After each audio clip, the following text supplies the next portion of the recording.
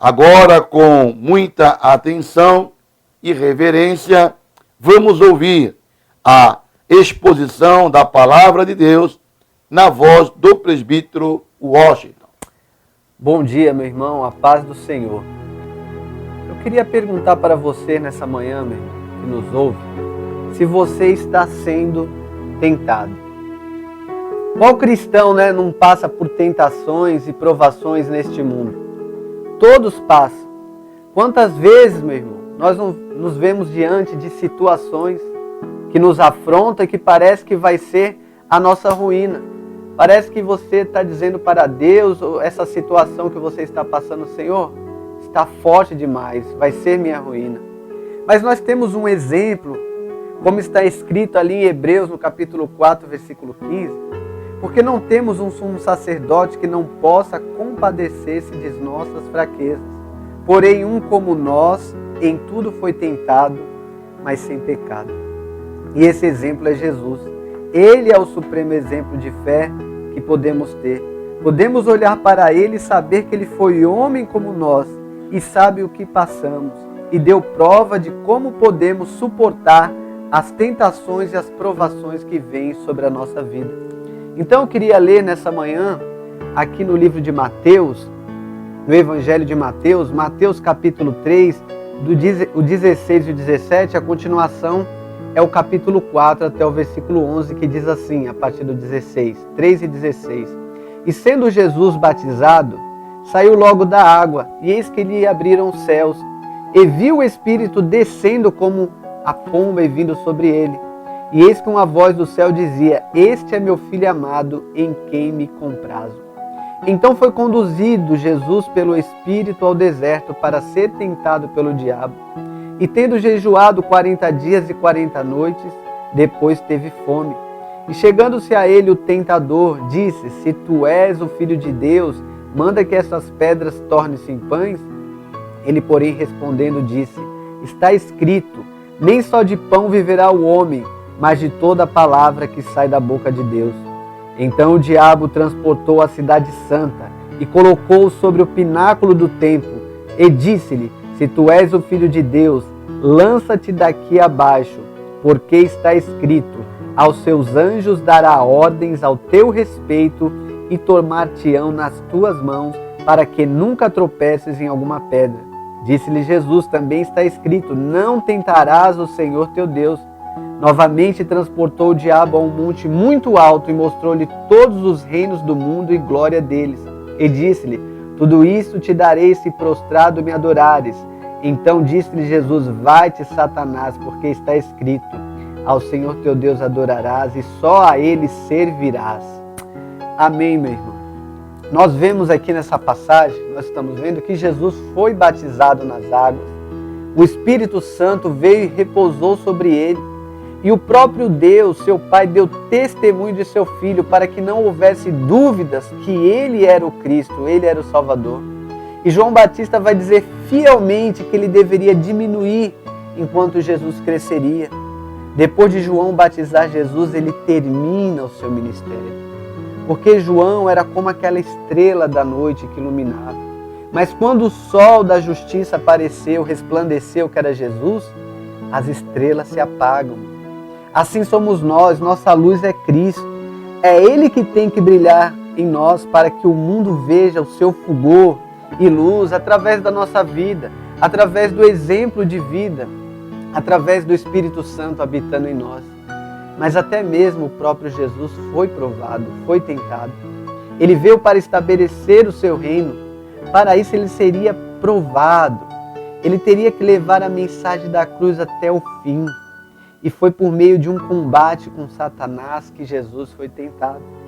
E assim Jesus, depois da aprovação de seu Pai, deveria vencer o combate para nos mostrar que ele tinha todas as qualidades que nenhum homem poderia ter, vencer o reino das trevas e nos dar a salvação. Estava meditando sobre essa passagem e lembrei que nos Estados Unidos eles construíram uma ponte para a passagem de uma linha férrea. E para eles demonstrarem que aquela ponte era muito forte, Eles colocaram ali por 6 horas aqueles trens ali em cima, e aquelas locomotivas, elas puxavam uma outra e aquela ponte estremecia toda. E eles mostrando a força daquela ponte. Foi assim com Cristo no deserto. Ele recebeu todo o peso da tentação, foi concentrado nele, o apetite carnal, a ambição, o poder, tudo que a carne do homem busca, mas ele não cedeu. Ele provou que depois do deserto, ele poderia suportar qualquer circunstância na sua vida. Então Jesus é como aquela ponte mesmo, ele suportou várias toneladas, atravessando os homens da escuridão do pecado para a maravilhosa luz, para nos levar ao céu. Então, meu irmão, vendo esse sofrimento de Jesus, fica a pergunta: será que a sua prova, será que a sua tentação, será que isso que você está passando foi tão forte como Jesus passou? Eu acho que não, meu irmão. O destino do mundo inteiro foi levado ao pecado por causa do primeiro Adão. De novo, o resultado de sermos livres do pecado estava na mão de um homem chamado Jesus, que era 100% Deus e 100% homem. Mas ele não usou da sua deidade para vencer a tentação, mas sim o poder da palavra que já estava escrita. E essa não foi a única investida de Satanás na vida de Jesus, até ele falar que estava tudo consumado ali na cruz. Inúmeras, muitas foram as investidas do inimigo. E por que, meu irmão, você está se entregando? Por que você está perdendo essa batalha? Porque falta conhecimento muitas das vezes. Falta as escrituras estarem gravadas na sua mente, no seu coração, você vivendo elas a cada dia. Falta oração, falta comunhão. E hoje esse Jesus que venceu, ele quer dar a vitória para você continuar nesse caminho. Ele mesmo sabe que não é fácil, mas ele está contigo. E para isso, você vai continuar nessa caminhada para um dia receber a sua coroa que está nos céus. E o que você fez para ele até hoje está registrado, meu irmão. Há um galardão, mas como ele mesmo falou em Mateus 24:13, aquele que perseverar até o fim será salvo. E nós podemos ver alguns exemplos de homens de Deus que depois de receberem uma bênção, uma vitória, logo veio o fogo da provação. Davi depois que foi ungido, o rei Saul perseguiu, como um leão persegue a sua presa. Enquanto Davi estava lá, esquecido até pelo seu pai, ninguém o perseguia, mas quando ele recebeu a unção, depois de lutar contra o inimigo, até os que eram para estar do seu lado perseguiam. E para onde Davi foi? Depois para o deserto. Israel, depois de um grande livramento das mãos de Faraó, Deus demonstrando todo o seu poder, mandando as pragas, livrando o seu povo como um forte, eles vão para onde? Para o deserto. Ezequias, o rei Ezequias, estabelece o culto ao Senhor, quebra todos os altares de Baal, vai e chama o povo para celebrar a Páscoa. Aquela festa, aquela alegria, como está registrado ali em 2 Crônicas, capítulo 30, versículo 26, vai dizer que não havia coisa semelhante em Jerusalém desde o tempo de Salomão. Mas depois quem vem? Senaqueribe. A Síria vem querer invadir ali. Paulo, depois de ir ao terceiro céu, quando volta já tem o seu espinho na carne. E Deus diz: Paulo, a minha graça te basta.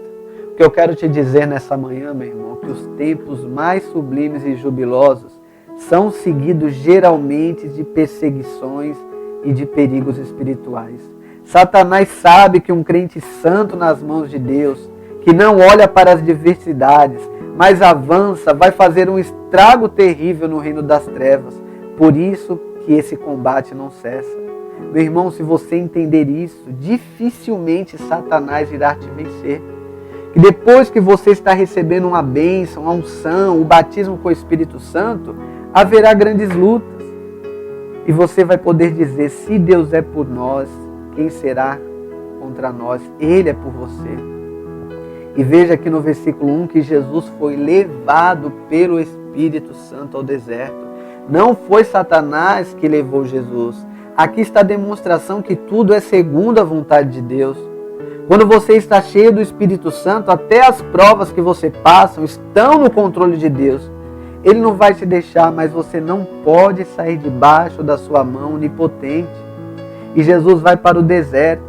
Alguns dizem que esse deserto foi o Sinai, onde Moisés e Elias ficaram.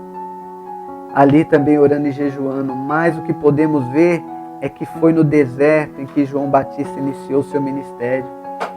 Foi num deserto infestado de feras, sol escaldante, Satanás tentando. Isso tudo nós temos certeza que Jesus estava no deserto.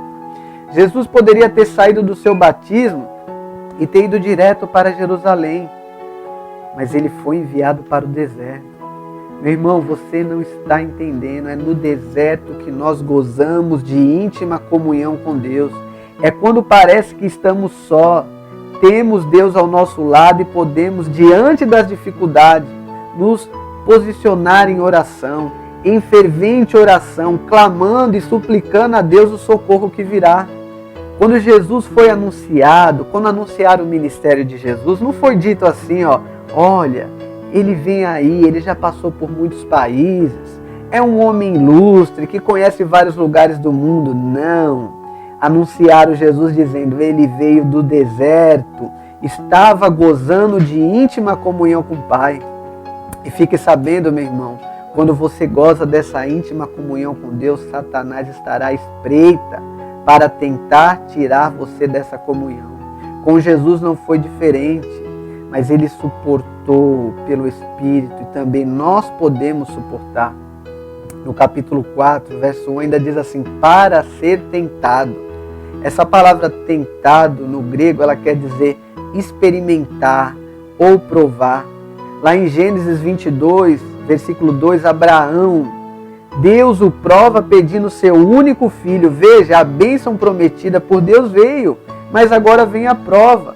E Abraão dá uma demonstração linda de amor para com Deus. Por isso Deus chama Abraão de amigo. Ele sabia que Deus era poderoso para ressuscitar seu filho, mesmo que estivesse morto. Isso que é fé. Foi experimentado, foi provado, mas mostrou, meu Deus está acima de qualquer coisa do que Ele me deu. E é isso que nós precisamos entender no Evangelho, que o reino de Cristo, meu irmão, está acima de qualquer coisa. Precisamos saber separar as coisas do reino, independente dos problemas. O reino não pode parar, nós temos uma missão. E Deus está perguntando, a quem enviarei? Quem há de ir por nós? Você pode dizer nessa manhã para Deus, eis-me aqui, Senhor, envia-me a mim. Muitos cristãos, por causa da prova, por causa da tentação, deixam a casa do Senhor, deixam o caminho, deixam a sua missão. Veja que ali em Deuteronômio, no capítulo 8, versículo 2, Deus vai dizer assim que Ele colocou eles ali para provar, para ver o que estava no coração dele. Muitas das vezes você passa por uma situação porque Deus quer provar, Ele quer ver o que está no seu coração. E o que está no seu coração nesta manhã? Nos teus problemas? Nos teus planos terrenos? Ou na Canaã celestial? Ou nas almas? Ou no crescimento do reino de Cristo? Nós temos que colocar o nosso coração nisso, meu irmão, no crescimento do reino de Cristo, na busca pelas almas perdidas, na Canaã celestial, a nossa bendita esperança. E continuando aqui, diz que ele foi tentado pelo diabo. Significa o caluniador, que está dia e noite acusando os nossos irmãos diante de Deus, como diz ali em Apocalipse 12, 10. Pedro vai dizer que ele está em derredor, bramando como um leão, buscando a quem possa tragar. Vigia, meu irmão, ora, Jesus já falou isso, nós precisamos vigiar. E veja que Jesus, ele está ali jejuando 40 dias e 40 noites. Como pode um homem ficar tanto tempo sem comer? Se nós passarmos um pouco de tempo da hora do almoço, nós já ficamos estressados. Mas ele estava ali sendo alimentado pelo próprio Deus, meu irmão. E o que nós podemos entender é que quando você se aproxima de Deus, quando você tem o Espírito Santo dentro da sua vida, Ele te alimenta. Porque nós sabemos que a fome A fome faz as pessoas matarem. Lembra ali em 2 Reis, quando houve uma grande fome, aquelas mulheres comeram o próprio filho. A fome é terrível. Existe a fome da carne e a fome espiritual. A fome da carne é muito mais fácil de ser percebida, mas a fome espiritual não. E quando nós vemos, já estamos desfalecendo e morrendo. Então é como se o diabo viesse colocar para Jesus suas dúvidas. Será que você é realmente filho de Deus? Dá prova disso, transforma essas pedras em pães. É como dizer para você, você é crente? Por que você está passando por essa situação? Dá logo um jeito nisso, resolve, abandona tudo. O inimigo, ele quer colocar a nossa fé em xeque. Jesus passou tanto tempo ali também em Nazaré, um lugar esquecido, pequeno. E talvez o diabo possa falar na sua mente, olha, por que você está nesse lugar pequeno? Por que Deus não lhe coloca em um lugar maior? Um lugar de mais prestígio? Porque Ele quer usar situações para nos desanimar.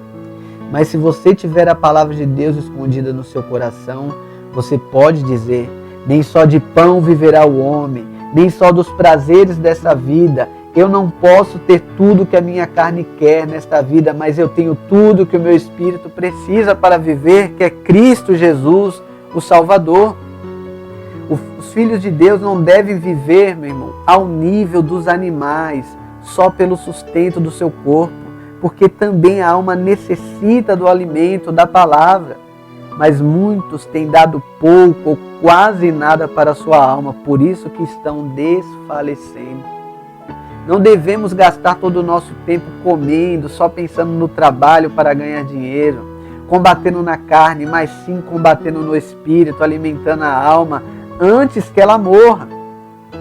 Quando Israel passa ali 40 anos no deserto, um lugar que não dava para plantar nada, para criar nada, foi para Deus demonstrar para o homem que ele pode confiar e descansar no Senhor. Mesmo quando os dias são maus, Ele vai te sustentar em qualquer situação. Note que Cristo nunca fez um milagre em seu próprio proveito. Poderíamos dizer que Ele é como um homem multimilionário que gastou toda a sua fortuna com o próximo e nem um centavo consigo mesmo. Ele entregou tudo por nós. Por isso que tem um hino que diz assim, ó, morri na cruz por ti, que fazes tu por mim? O que você, meu irmão, tem feito por Cristo? Continuando aqui no verso 5, note que Satanás tinha que recuar cada golpe desta palavra. Há poder, meu irmão, nessa palavra. Se você soubesse o arsenal, o esquadrão, a dinamite que está na sua mão, você não recuaria. E veja aqui no verso 5 que ele leva ele à cidade santa. Essa é a cidade do grande rei. O historiador Flávio Joséfo diz que não se podia olhar da parte mais alta do templo sem sentir uma tontura de tão alto que era. E é isso que o inimigo quer fazer, o diabo. Ele quer nos colocar na altivez, nos lugares altos, na autoconfiança, para que caiamos. Então aquele que cuida como não cair, meu irmão, deve também cuidar como sobe. Quanto mais perto de Deus, quanto mais você buscar, mais alto você sobe. Mas não podemos esquecer que quem me levantou, quem me sustenta é Deus, senão a queda pode ser fatal. Devemos evitar o orgulho. Jesus não se deixou levar pelo exibicionismo ou orgulho, não tentou a Deus. Você prestou atenção como o diabo ele cita a palavra de Deus? Está escrito. Uma das ciladas de Satanás é o quê? É citar a Bíblia. O próprio diabo anda por aí nas ruas com a Bíblia embaixo do braço, distorcendo a palavra de Deus. Por isso precisamos estar preparados, como Pedro diz ali em 1 Pedro 3,15, responder com mansidão, estar preparado. Se não vai chegar diante de alguém com a Bíblia debaixo do braço, ele vai dizer, está escrito.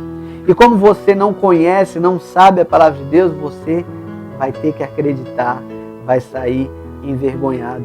Então nós temos que tomar esse cuidado para não estarmos como ele. Ele sabe muitos versículos, mas é para a sua própria condenação, porque não vivem as Escrituras. E no verso 9 e 10 diz que ele levou ele a um monte muito alto. Satanás viu que no pináculo do templo não era tão alto assim. Agora eu vou mostrar para ele que eu posso dar muito mais coisas mais importantes, que é o quê? O poder nesse mundo. Viver a vida desfrutando dos prazeres. E Satanás vem e diz que esse negócio assim, sabe, ó, de igreja, oração, estudo, fugir do pecado, isso é muito difícil. Vá viver a vida, né? Como tem uma música que diz assim, há tanta vida lá fora, mas isso é mentira, meu irmão. Vida é só com Cristo. Jesus falou, aquele que quiser ganhar a sua vida, perdê-la-á, mas aquele que por amor de mim perder, acha-la-á. Jesus, vendo todos aqueles reinos que o diabo mostrava, ele diz, somente a Deus adorarás e a ele servirá. Não podemos servir a Cristo e aos prazeres desse mundo. Hoje você pode escolher vida eterna com Cristo ou um pouco de vida na carne e separação eterna, que é a segunda morte, o lago de fogo. E para nós terminarmos, o diabo sempre usa as mesmas táticas, meu irmão. É o desejo da carne, é o desejo dos olhos e a soberba da vida. Nós podemos ver que ele usou isso no Éden com a mulher.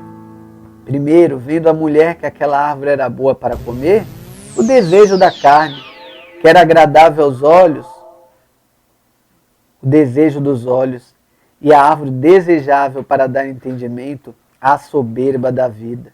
Então ela vai usar as mesmas coisas com Jesus. E com nós ele usa. Jesus transforma essas pedras em pão, é o desejo da carne. Jesus no pináculo para se lançar e ganhar aplausos da multidão, a soberba da vida. E no monte mostrando os prazeres do mundo, o desejo dos olhos. Em todas essas situações caiu o primeiro Adão, mas o segundo não. Todos os demônios souberam que Cristo venceu a Satanás e depois daquele dia nenhum demônio mais resistiu ao nome de Jesus. E hoje ele está aqui, disposto a te dar a vitória sobre qualquer situação, meu irmão. O que eu quero lhe passar nessa mensagem é que você pode estar no deserto, você pode estar numa situação difícil, mas não deixe a casa do Senhor, não deixe a sua missão, não deixe o ministério a qual o Senhor colocou na sua mão. É para isso que o inimigo está trabalhando e você precisa ter esse discernimento, saber que o nosso Senhor Jesus sofreu e nós também podemos sofrer. Que Deus abençoe a sua vida, meu irmão, e você continue firme com o Senhor Jesus. Amém.